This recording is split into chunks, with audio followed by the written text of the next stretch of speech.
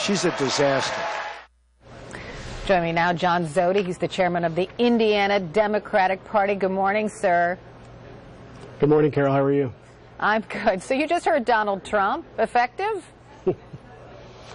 No, I don't think it is effective. I think every time you deride someone else, you're taking away from what you should be saying yourself. And he's not talking about issues. He's just talking about other people.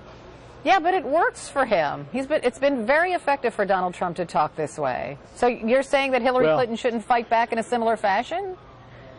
Well, people can fight back, but our candidates are fighting for Hoosiers. They're talking about issues, student debt, closing the wage gap, all the things that they're going to do for Americans if they're elected president, not what they're going to do to people, and going after the personal traits of other candidates at this point in the election, or really at any point in the election, isn't the way to be going at all.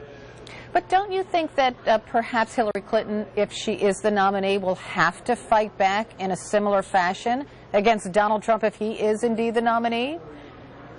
Well, I think you certainly point out things people have said, because things that people have said, including Mr. Trump, about women, about minorities, about Muslims, about immigration, whatever you want to call it, he certainly said some things that speak to what his narrative might be if he were elected president of the United States. And so I think those things, those contrasts are certainly important, and I think Hillary Clinton or Bernie Sanders, if they're the nominee, will certainly point those things out.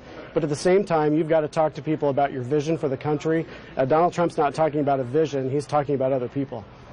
Okay, so let's talk about the Democratic Party, because we hear a lot about how it's splintered at the moment, in part because many people accuse Bernie Sanders of doing that by continuing his attacks, even though there's really no path to victory for him. What do you think? Well, I think, as you mentioned, Chris was covering, it could be a close race here in Indiana today. At the end of every contest, we look at the number of pledged delegates, we look at the number of votes.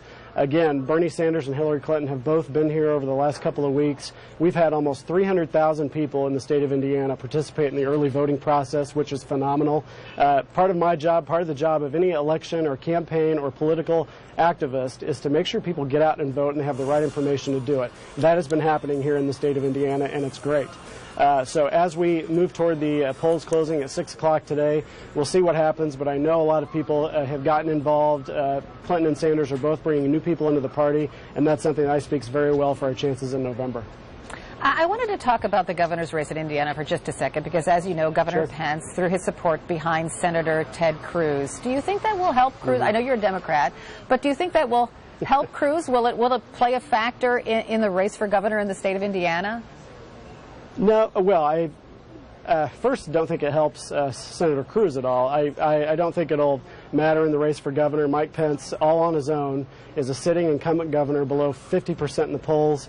He has put into practice a lot of the things we're hearing from the Republican candidates talking about nationally. He's put into practice division. He is governed by social ideology while in the governor's office. His numbers are not moving, and we're going to have a competitive race for governor. Our candidate, John Gregg, is out traveling the state talking about what he's going to do, again, for Hoosiers, not to them.